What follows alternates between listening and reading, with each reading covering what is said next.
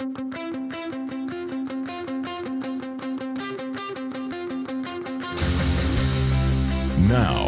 broadcasting from behind enemy lines, deep in the trenches of the Patriot resistance, leading the charge in the battle for liberty, this is the Jayson Veley Program.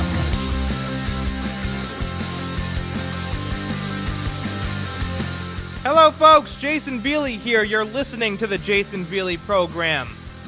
The email address, the Jayson Veley Program at gmail.com, the Jayson Veley Program at gmail.com, or give us a call and leave a voicemail, 860-266-2852. Got a lot to talk about tonight. It's going to be a very audio-heavy show, just kind of the way it works out every now and then. We have a lot of sound bites to get to, a lot to cover. Some breaking news, relatively new, I believe within the hour this came out.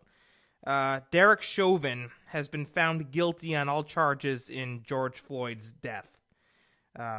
This from Fox News. A panel of jurors has found former Minneapolis police officer Derek Chauvin guilty Tuesday on all three charges in connection with the May 2020 death of George Floyd, after one of the most closely watched criminal trials in recent memory. Chauvin, 45, was charged with second-degree unintentional murder, third-degree murder, and second-degree manslaughter. With Americans on edge as they awaited the verdict, the jury announced that it has found him guilty across the board. His bail was immediately revoked, and he was led away with his hands cuffed behind his back. Cheers and cars honking could be heard outside the courthouse as the verdict was read. Chauvin's sentencing is scheduled for 8 weeks from now, the judge said. He could be sent to prison for decades. And you know what, ladies and gentlemen? I agree with this.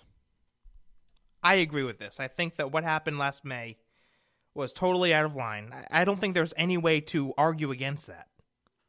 I mean, putting pressure on George Floyd's neck when he's telling you, I can't breathe, it was just unnecessary. Should never have happened. And yes, I think this was the right call. I absolutely do. So this shows, ladies and gentlemen, that our justice system is still intact.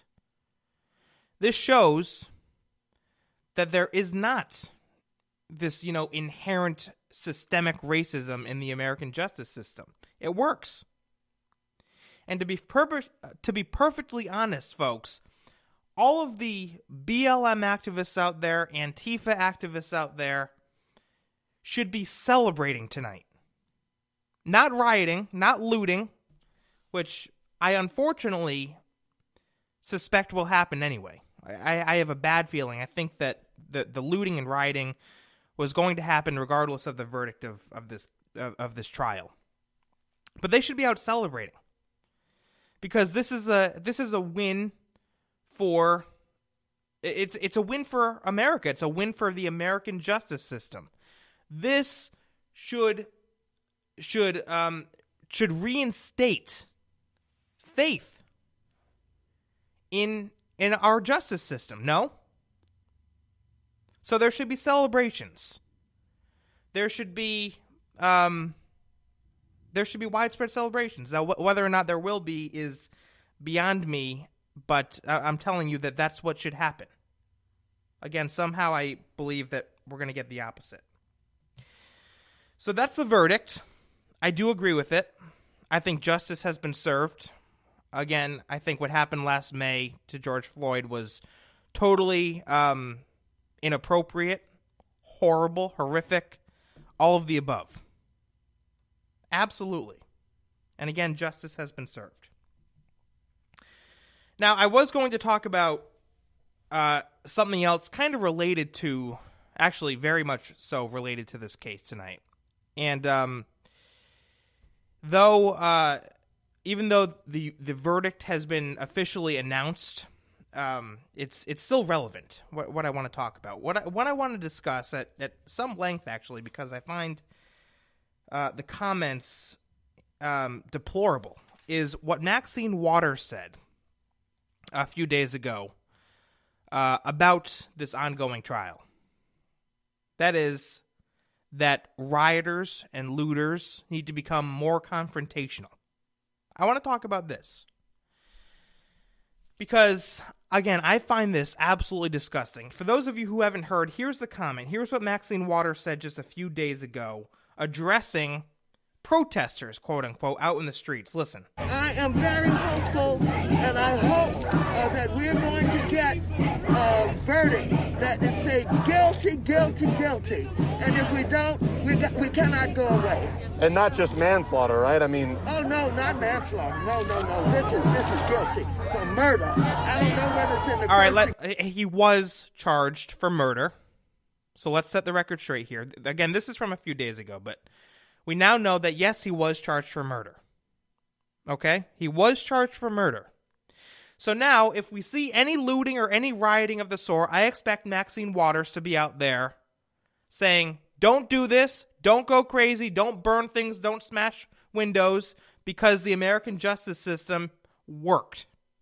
Justice was served. I expect nothing less than people like Maxine Waters, now that we have the official verdict. Now that it went exactly the way that they wanted it to, and the way that I wanted it to, by the way. Keep listening. But as far as I'm concerned, it's first degree. Congresswoman, what happens if we do not get what you just told? What should the people do? What should protesters on the street do? I didn't hear you. What happens? What should protesters do? Well, we got to stay on the street, and we've got to get more active. We've got to get more confrontational. We've got to make sure that they know that we mean business. We've got to get more confrontational, she says.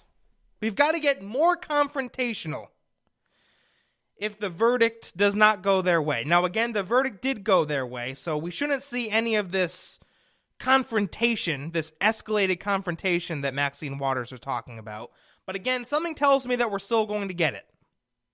I don't know why, folks. It's just a hunch. I still think we're going to see looting and rioting and all the rest. And if that happens, Maxine Waters should be one of the first people in the country to speak out against it. Now, let's address that comment there because, again, I find this absolutely deplorable. It was in the news for a few days, and quite frankly, I've been chomping at the bit to sit down behind this microphone and talk about it. Get more confrontational. Now, let me just start from this premise. Even if the verdict today was something different, is that justified? Getting more confrontational out in the streets? We all know what she means by that. Democrats are trying to defend her, saying, no, she didn't mean that, she didn't mean that. We know exactly what Maxine Waters meant. Get more confrontational. There's not many different ways you can take that, folks. It means get more confrontational. Get more aggressive. Get more bold in your actions. It means flip more cars, burn more things, throw more things. That's what it means. That's what it means. She knows damn well, and she knew when she said this comment, that racial tensions are escalating in this country. Tensions between whites and minorities, as well as tensions between minorities and police. And for her to make such a divisive comment like this is sick. Should be condemned by all. Should be condemned. And you know what? I'll even go as far as saying she should resign over this comment. It's absolutely inciting violence. Without a doubt. Get more confrontational? Could you imagine if Donald Trump said something like this? Could you imagine if Donald Trump went out there after the results of the election came in and said, you know what? We're not going to take this. I want all of my supporters to get more confrontational. Could you imagine? Could you imagine? The Democrats promoted a false narrative that Donald Trump incited violence, and he didn't even do a damn thing. Could you imagine if he actually said what Maxine Waters said a few days ago? You would see hell on earth, folks. It would be chaos. They would come after this man like never before. But here you have Maxine Waters, a black liberal Democrat, calling for more confrontation. And not only do you have many Democrats not condemning her, you have many on the left defending her after she said this. Coming to her defense. Nancy Pelosi is one of them. She came out, and I tried so hard to find the audio, but I couldn't find it. So the best I could do is find a quick blurb from Mediaite. Nancy Pelosi defended Congresswoman Maxine Waters Monday over her comments about the Derek Chauvin trial and saying we've got to get more confrontational. The California Democrat was asked about what protesters should do. Blah, blah, blah, blah, blah. That's about Maxine Waters. CNN's Caitlin Collins, we'll get to that in a minute. Where am I reading here? The point is, Nancy Pelosi was asked whether or not Maxine Waters should apologize for her comments, which she absolutely should. They were disgusting. And Nancy Pelosi said, no, Maxine Waters shouldn't apologize. Maxine Waters shouldn't apologize. There's no need, she said. No need. No need. For weeks, you've been attacking the former president of the United States, saying that he caused an insurrection, saying that he incited violence. You were on that bandwagon, Pelosi. Don't act like you weren't. And now you can't even say that Maxine Waters should apologize for saying that rioters and protesters out in the street should get more confrontational? This is how the left are, folks. This is the nature of the beast, unfortunately. This is what they're like. Jen Psaki was asked about this, and she swiftly dodged the question. She was asked by, let's see if I could find it here. Who asked the question? It was during CNN reporter Caitlin Collins asked Psaki about Waters' comment and whether Biden agreed that people need to get more confrontational. Very straightforward question. But as we all know, Jen Psaki isn't exactly very good at answering straightforward questions. So again, the question was, what's Biden's reaction? Does he agree with Maxine Waters' statement? Here's how that went. Listen. And you talked about how the White House is preparing for whatever that verdict is. Congresswoman Maxine Waters said over the weekend that we've got to stay on the street and we've got to get more active. We've got to get more confrontational. We've got to make sure that they know that we mean business. Does the president agree with what she said about getting more confrontational? Well, I can speak to the president's view. He has been very clear that he recognizes the issue of police violence against people of color, communities of color, is one of great anguish, and it's exhausting and quite emotional at times. As you know, he met with the Floyd family last year and has been closely following the trial, as we've been talking about, and is committed to undoing this long-standing systemic problem. What systemic problem, by the way? I talked about this last week. I cited studies. Let me see if I could find it here. Studies from researchers at Washington State University, from professors at Harvard University, who found that race has absolutely nothing to do with police shootings in this country. One study found, this is from researchers at Washington State University, that police are actually less likely to shoot unarmed black suspects than they are unarmed whites or Hispanics. So you talk about systemic racism in the police force, you just throw that term out there, Jen Psaki. You and all the other nut jobs on the left, you don't know what you're talking about. There is no systemic racism in our police force. There's not. You could point to what happened to George Floyd. What happened to George Floyd, again, was a tragedy. Yeah, the police officer might have been a racist. But you know what? If he was a racist, screw him. Even if he wasn't a racist, I say screw him. He got what he deserved. The justice system worked.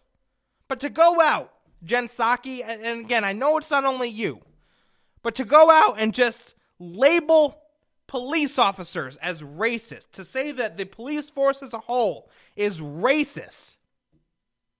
Do you think they ever stop and think about what they're saying? Seriously. Do you think they ever go home and say, gee, I just called America's police force racist. I just accused America's police force of having systemic racism. Think they lose an ounce of sleep over that? I doubt it. I doubt it. His view is also that exercising First Amendment rights and protesting injustice is the most American thing that anyone can do. But as he also always says, protests must be peaceful. That's what he continues to call for and what he continues to believe is the right way to approach responding. Right. So when they were burning Minneapolis, over what happened, going back to my notes here, what was the other case? Give me a minute. Dante Wright, that's the name I couldn't remember. And that situation there, when the police officer Kim Potter intended to use her taser, but actually accidentally discharged her firearm. You had that last week, and protesters in Minneapolis were actually acting like rioters. They were rioters. They were looting. They were burning things. Joe Biden didn't say a damn thing about that. Joe Biden didn't say a thing about that. He came out a few days prior and said, look, we need to keep things civil. But when it was actually going on, I mean, you can't tell me that Joe Biden has taken a strong stance against this, folks. You can't. You can't tell me that. Joe Biden should be out there each and every day condemning this violence that goes on, condemning the threats made against our police, condemning it all. But he doesn't.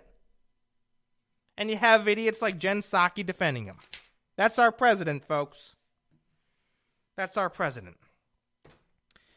And there's more Democrats out there defending Maxine Waters and this disgusting comment. We're going to get to more audio after the commercial break. I'm not going to spend the entire night talking about this, but I wanted to give it enough time because, again, I think that her comment that she made a few days ago was absolutely disgusting. It was race baiting. It was incendiary. It was divisive. It was unwarranted. It was all of the above. All of the above. And I want to make a point. Again, we have more audio that we're going to get to after the break from some hosts on CNN and what have you. Again, defending these comments from Maxine Waters. But let me break this down. Let me explain to you 2 reasons why I think that liberals are giving Maxine Waters a free pass here. Number one, well, I guess 3 reasons. Number one, and the most obvious, is because she's a Democrat, right? Democrats stick together. Democrats can do no wrong. They don't call each other out over anything. They defend each other till the end, which is ridiculous. Me, I mean, if a Republican comes out there and says something absurd, I have no problem calling them out. I have many times in the past. But Democrats, they defend each other till the end because they're Democrats. It's a horrible way of looking at things, if you ask me. I look at principle and character over party. They don't. They look at party above all else. But the second reason is that Democrats embrace chaos. Democrats absolutely embrace chaos. That's why they're not criticizing Maxine Waters for saying this. Because part of them believes it, agrees with her. That people need to get more confrontational. That protesters, quote unquote, really rioters, need to continue taking to the streets, need to continue destroying property, need to continue standing up to the cops. They like this chaos, the Democrats. Why? Because in the midst of the chaos, they can best advance their agenda. It helps them advance this narrative that, the police are bad. We have systemic racism in the police force, and America is full of white nationalists. It helps them. It helps their cause. It's kind of connected to the second reason why they're not condemning Maxine Waters, and that's this. Because to condemn Maxine Waters, as disgusting as her comment was, would be to turn their backs on groups like Black Lives Matter and Antifa. And they meaning the Democrats, they need these kind of groups in their back pocket, again, to advance their agenda. If they do anything, say anything, to push away Antifa or Black Lives Matter, they'll have a tougher time advancing their agenda. They need to stay on good terms with these people. And if they came out and said, you know what, Maxine Waters was way out of line here, she shouldn't have said that they need to get more confrontational, you'd have a lot of radical protesters, rioters, Black Lives Matter, Antifa, looking at the Democrats and saying, really? We don't need to get more confrontational? And there would create something of a rift between the Democrat Party and these looters, rioters. The Democrats don't want a rift. They don't want any separation. They want to stay close to these groups because these groups are helping them advance their narrative.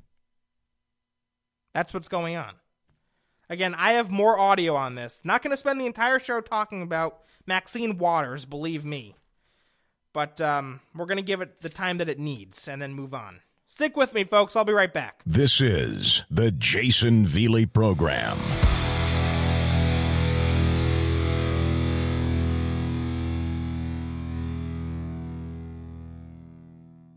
Conservatives. How many times have you been called a racist by someone on the left?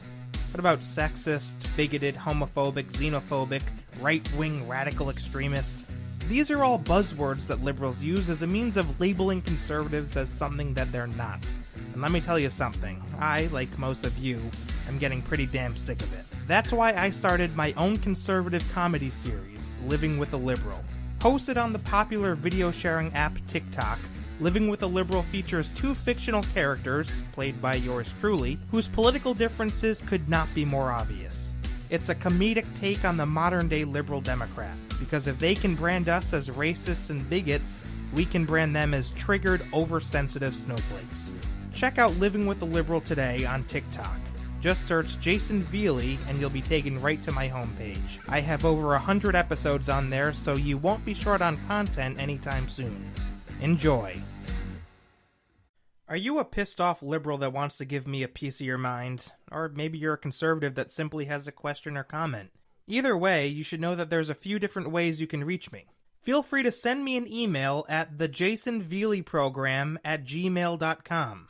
Or if you prefer, you can also call the show number and leave me a voicemail. 860-266-2852. Be sure to provide your name and where you're writing or calling from. Thanks a lot. I look forward to hearing from you.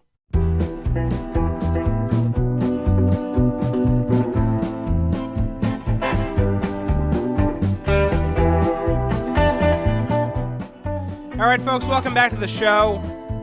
A few more sound bites to get to. Actually, a little bit more than a few. Again, this is a soundbite heavy show tonight. Just the way it goes sometimes. This first one from our friends over at The View. Again, defending Maxine Waters. Defending Maxine Waters. You know, honestly, I find the fact that all these Democrats are defending Maxine Waters, I find that as unacceptable, as horrific, as the actual comments that were made. I really do. There's no defense for this. And the fact that so many Democrats are jumping to Maxine Waters' defense here is an outrage. An absolute outrage. So let's get to this clip from The View. Whoopi Goldberg and Joy Behar. God. Take a listen. Yeah, I mean, someone had asked Maxine, as a black man, I feel like nothing changes. George Floyd is waking people up, yet nothing happened. But something did happen, you idiot. So I understand that this episode of The View was before the verdict. But look, all of them saying that nothing happened, nothing's going to happen. I expect them to be celebrating this. I expect them to be praising the American justice system. You watch. They won't do it. They will not do it. Anyway, keep listening. The rhetoric, what difference needs to happen. If nothing happens, then we know we've got not only to stay in the street, we've got to fight for justice. But I'm very hopeful we'll get a guilty. After 4 years of real race baiting. Oh, 4 years of real race baiting. Really? So, race baiting under Donald Trump. That's what she's saying. Race baiting under Donald Trump. How exactly did Donald Trump engage in race baiting behavior? Can anyone tell me? Can anyone tell me? Liberals throw out the idea that Donald Trump is a white supremacist and he's in bed with the KKK and all the rest, that he's, racist. It's not true at all. It's not true at all. I've never heard a shred of evidence to support that. Now Whoopi Goldberg talking about race baiting that went on for 4 years. Has she looked at her own party ever? Has she ever looked at her own party? She is guilty of race baiting. People like Al Sharpton are guilty of race baiting. People like Maxine Waters are guilty of race baiting. I mean, there's many on the left. Don't tell me there's not. That are guilty of race baiting. As a matter of fact, I would argue that most of you guys on the left, you guys engage in race-baiting behavior all the damn time. You're going to accuse Donald Trump of doing this for 4 years? What a joke. What a damn joke. I have to say I'm a little bit surprised that some Republicans would think that people wouldn't recognize the difference. But Joy. Right. Go ahead, Joy. Does it surprise you that some Republicans are calling to expel Maxine Waters from Congress for that statement? No. They're trying to get off the hook for continuing the lie that Trump won the election, thus causing all sorts of problems. I don't think that Maxine... Trump, they can't stop talking about Donald Trump. They have to talk about Donald Trump. They've got nothing else. Maxine Waters says a horrible, disgusting comment. And Joy Behar's initial reaction is to bring up Donald Trump. These Democrats, folks, I'm telling you, many of them need a lobotomy. Keep listening. Meant anything by that except to say you have to stick with it, you have to be there. But, Democrats have to be twice as smart and twice as thoughtful as Republicans because Republicans... But they're not even half as smart as Republicans, and they're not even half as thoughtful. Just saying. They'll say whatever they want and they get away with it. We don't get away with whatever we want. What planet are you living on?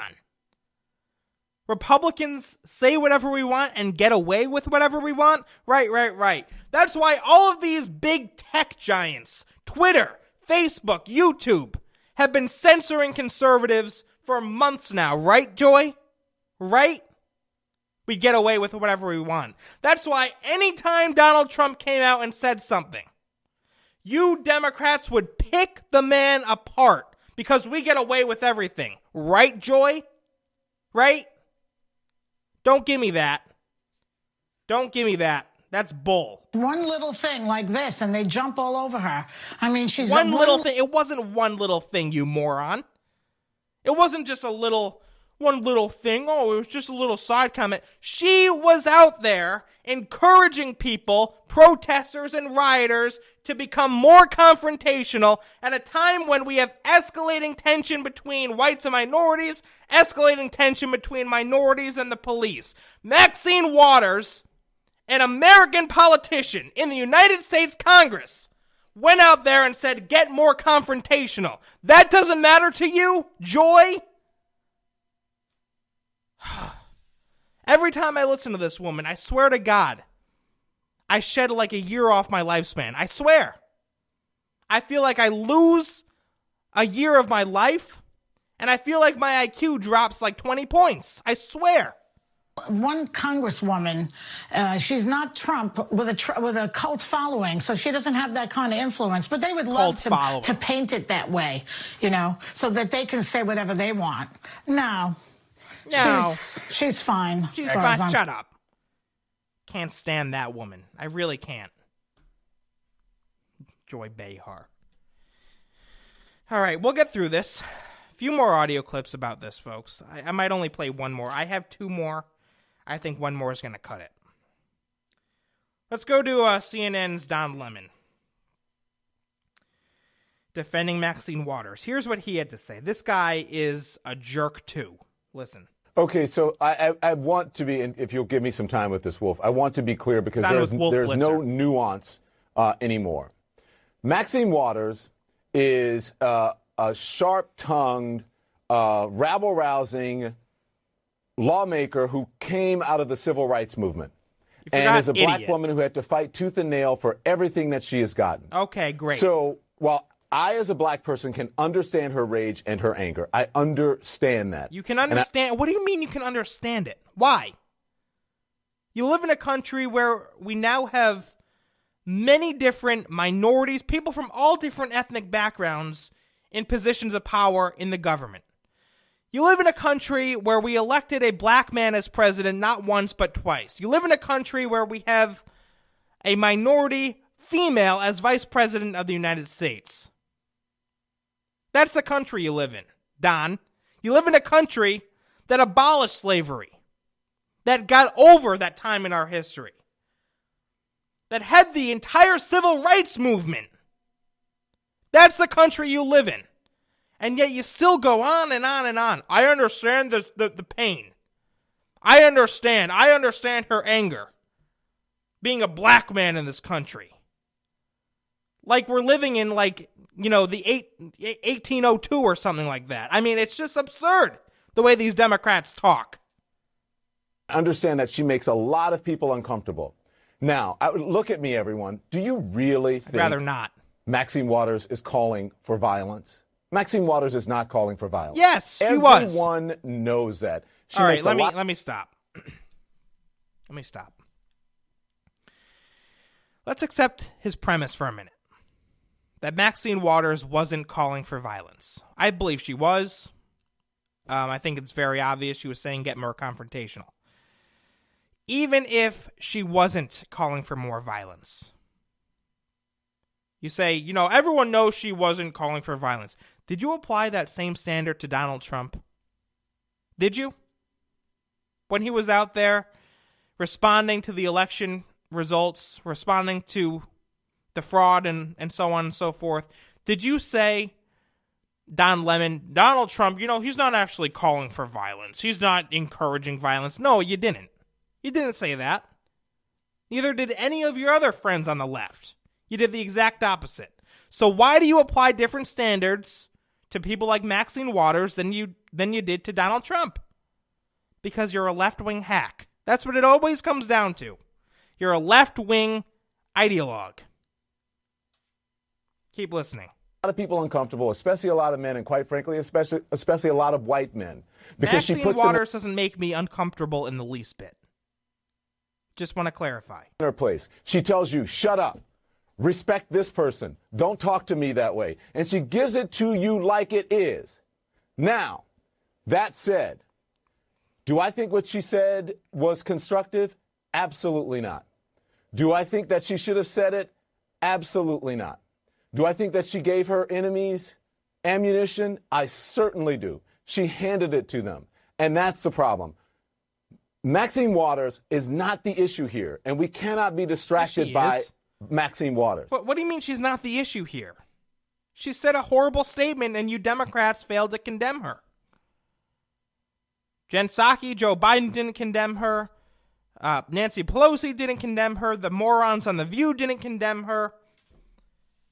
I mean, you have all of these Democrats defending her. That's what you have. there's a baseball game going on and everyone's watching the fight in the stands. And of course, the defense is going to use Maxine Waters as a defense. They're going to use anything that they can use. That is obvious. But Maxine Waters is not the problem when it comes to state violence against black people. And we have got to keep our eye on the prize. And the people who are criticizing her, quite frankly, most of the people are the insurrectionists. Oh, there we go. Who supported the insurrection on Capitol Hill. Got to point the finger at Trump again and his supporters. Are the people in many ways who are supporting state violence against black people. So, was it strategic for Maxine Waters to say what she said in this moment? No. She needs to be more responsible with her words. And considering how long she has been in the Congress and in the public eye, she should know better.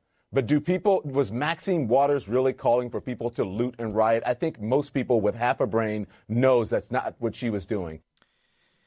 You know what's sad? Is that even if Maxine Waters was even more clear than she was, I think that her comments were abundantly clear. I think that there's no controversy over what she said. She said, get more confrontational. There's no debate about what she meant by that. But I think that even if Maxine Waters had come out and said, yes, go loot, go burn things, take to the streets, you'd still have these Democrats defending her. I really, truly believe that. You would. And that, ladies and gentlemen, shows you how sick the Democrat Party has become. How sick the Democrat Party has become. It really is party over character. It's party over all else. Forget about morals, ethics, what's right versus wrong. Democrat first, second, third, and fourth. That's the way it is with these people. That's the way it is. All right, we got a little bit more time here before the break. Should I play this idiot John Berman from CNN? He's an anchor, John Berman. I'll just tell you what he said.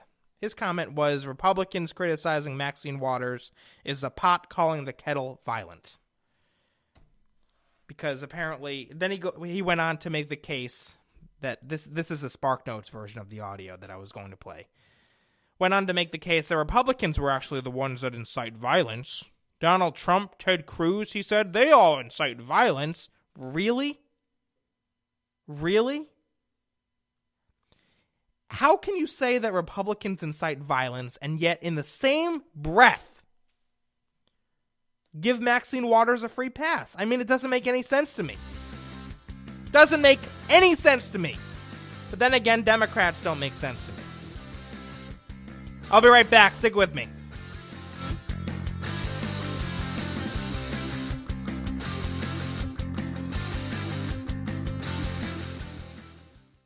Conservatives. How many times have you been called a racist by someone on the left? What about sexist, bigoted, homophobic, xenophobic, right-wing radical extremist? These are all buzzwords that liberals use as a means of labeling conservatives as something that they're not. And let me tell you something, I, like most of you, am getting pretty damn sick of it. That's why I started my own conservative comedy series, Living with a Liberal. Hosted on the popular video sharing app TikTok, Living with a Liberal features two fictional characters, played by yours truly, whose political differences could not be more obvious. It's a comedic take on the modern-day liberal Democrat, because if they can brand us as racists and bigots, we can brand them as triggered, oversensitive snowflakes. Check out Living with a Liberal today on TikTok. Just search Jayson Veley and you'll be taken right to my homepage. I have over 100 episodes on there, so you won't be short on content anytime soon. Enjoy. Are you a pissed off liberal that wants to give me a piece of your mind? Or maybe you're a conservative that simply has a question or comment? Either way, you should know that there's a few different ways you can reach me. Feel free to send me an email at thejaysonveleyprogram@gmail.com.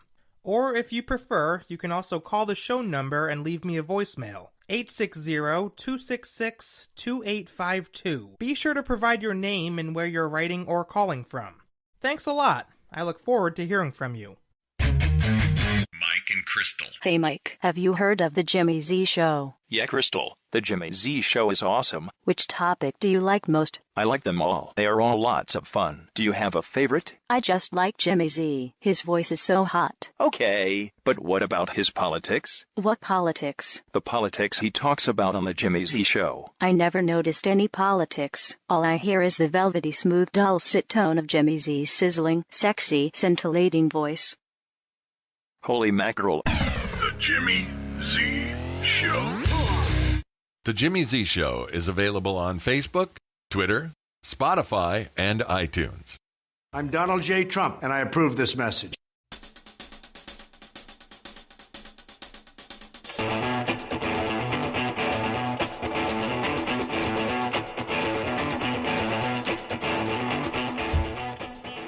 All right, I think it's time to move on from Maxine Waters. Don't you, folks? Never thought I'd spend more than a half hour talking about that woman, and yet here we are. You know my take on it. I think I've made myself abundantly clear. And I think I've sent a very strong message about the nature of the Democrat Party today. The fact that they refuse to condemn her speaks volumes. Speaks volumes. Let me get into this. A few minutes left here. You know, we've talked a lot on this show about the future of the Republican Party. What it needs to look like, what direction we need to go in. And I've made it very, very clear that we need to continue going in the direction that Donald Trump set us off on 4 years ago. We need to keep going in that direction. Democrats hate it. Democrats will tell us that it's a direction of, racism and misogyny and all the rest. What it really is a path towards conservatism, patriotism, America first, love of country. That's what it is. Now, the Republican Party, folks, hasn't always been the party of Trump, as I'm sure many of you know. You know, I know a lot of people who listen to this show are on the younger side, might not have been heavily involved in politics when Obama was in office, but the Republican Party used to be primarily a party that was establishment. And when I say that, I mean a party that claimed to stand for conservatism, claimed to stand for freedom, but really didn't. It was a party consisting of the John Boehners, the Mitch McConnells, the Paul Ryans, the Mitt Romneys, people like Jeff Flake, what the hell's his name? John McCain. Republicans like that had control over the future of the party at one time. And they were taking us down a path not towards conservatism, but towards appeasement with the left. Working with the left, even in some cases becoming the left, just to, get things done. And then in 2016, Americans elected Donald Trump, and we said, that's not the path the Republican Party is going down. We actually believe in freedom and conservatism and defeating the left. That's the direction we want to go.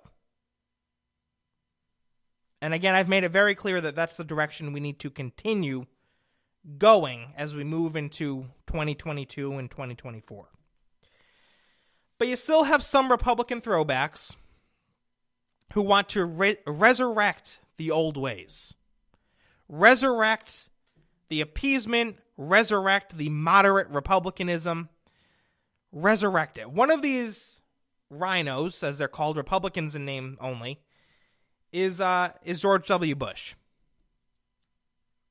Now, George W. Bush did an interview a couple days ago with USA Today, and he was asked about the nature of today's Republican Party. And I want to play for you how George W. Bush responded. Take a listen. If you were to describe the Republican Party as you see it today, how would you describe it? I would describe it as isolationist, protectionist, and to a certain extent, nativist. All right, let's stop. Isolationist, protectionist, and nativist. We're not isolationists.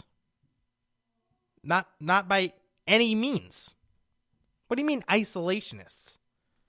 We keep to ourselves as a country. Republicans just want America to exist solely as America and not have contact with the outside world. That's not reality. That's not reality. Donald Trump was heavily engaged in other countries, making deals and so on and so forth with North Korea and the president of Mexico. I mean, to say we're isolationists is just simply not true. Just simply not true. There are instances where, yes, many in the Republican Party, those who are more conservative, believe that American ideals are better, for lack of a better word, than the ideals and principles of a lot of other countries. And in those situations, yes, it's best to distance ourselves from countries that, for example, have adopted socialism or failed government policies. In those instances, yes, it's good that for America to kind of carve its own path, so to speak. But to say that Republicans are isolationists, we believe in isolationism, is just simply not true. Same goes for being protectionists. I don't even quite know what he means by that, honestly. I really don't. And then to call us nativists, that is to say that we don't like immigrants. I mean, that's basically what he's saying. Saying that we in the Republican Party prefer natural-born citizens over immigrants. And folks, I don't know about you, but me personally, I have said time and time and time again till I'm blue in the face that I don't hate immigrants. I love immigrants. I welcome immigrants. Anyone who wants to come here should be able to come here as long as they do it legally.